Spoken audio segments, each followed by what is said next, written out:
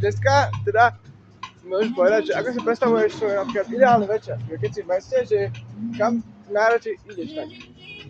Do 3 kvetov sadnúť s kamoškami. To je nejaká taká krčma, alebo také nejaké Bar. občerstvenie. Bar. Dobre, a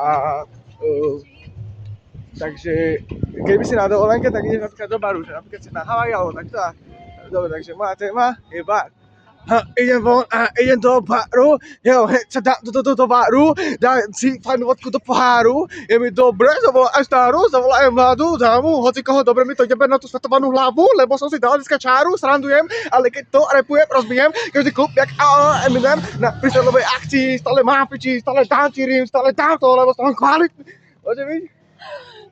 Ďakujem, že ste zapojili, ste úžasní a ešte si musím opýtať, že kde kúpiť také okuláre?